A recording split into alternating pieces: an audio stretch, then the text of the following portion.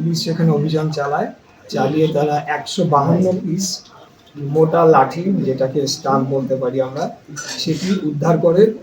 একটি শিক্ষা প্রতিষ্ঠান, যেটা সূত্রাপুরে কাঠের পুলে অবস্থিত, এবং সেটি একটি কেন্দ্র আমাদের ৬ আসনে।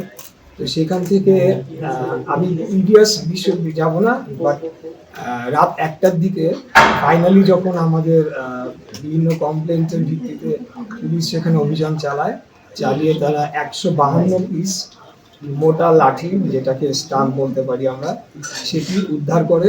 এবং সেই ভবনটির মালিকানায় রয়েছে আমাদের প্রতিদ্বন্দ্বী রাজনৈতিক দল জামায়াতে ইসলামী, এবং সেখানে জকসুর সম্ভবত একটা ক্লাব রয়েছে, যতটুকু আমি জানতে পেরেছি ক্লাব হিসেবে অভিহিত করা হয়।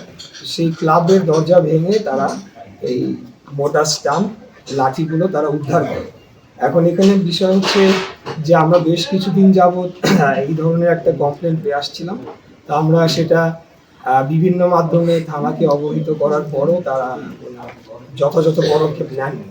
পরবর্তীতে আমি নিজেই ৪ তারিখ সন্ধ্যাবেলা সূত্রাপুর থানার ওসি সাহেবের সাথে কথা বলি, এবং উনি তখন আমাকে জানান, ঠিক আছে আমরা এটা ব্যবস্থা নিচ্ছি, আপনার তথ্যের সূত্র।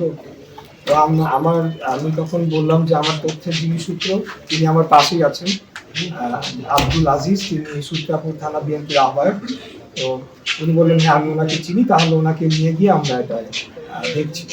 কিন্তু যেটি হয়েছে যে উনি কাউকে না জানিয়ে উনি ভবনে যান, যে মালিক পক্ষকে সতর্ক করে দেন, এবং সতর্ক করে দেওয়ার ৪ ঘন্টা অতিবাহিত হওয়ার পর আমরা জানতে পারি যে এরকম পরিস্থিতি। সেখানে 2টি পিকআপ ট্রাক আসে, পিকআপ ট্রাকে এসে বড় বড় বস্তায় করে বিপুল সংখ্যক লাঠি সোঁটা সেখান থেকে নিয়ে যাওয়া হয়, এবং আগ্নেয়াস্ত্র রয়েছে বলে আমাদের কাছে আগের থেকেই অভিযোগ ছিল। তো তারপরে আমাদের যারা ওখানকার স্থানীয় এলাকাবাসী, তারা ওই বিল্ডিংটির সামনে অবস্থান করেন, এবং পরে যিনি ওসি, তিনি যখন প্রথমবার যান, তিনি কিন্তু কোনো কিছুই বিল্ডিং এর ভেতরেই ঢোকেন নাই, তিনি কেবল সতর্ক করে দিয়েছেন বলে আমরা ধারণা করছি।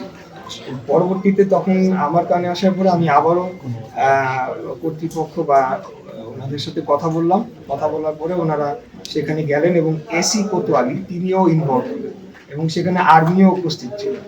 পরবর্তীতে এসি কোতোয়ালি তিনি সেখানে যাওয়ার পরে সেখানে যে তিনি অনেক কাল ক্ষেপণ করেন, অনেক সময় ক্ষেপণ করার পর পরবর্তীতে একটি পর্যায়ে আমি ওনাকে খুব শক্তভাবেই বলি যে আপনারা এখানে রয়েছে, আপনারা যারা চিনে আপনারা তাদেরকে ভেতরে ঢুকতে দিচ্ছেন না। ৩ জন মাত্র গিয়েছেন অনেক বড় একটি ভবন সেটিকে সার্চ করার জন্য।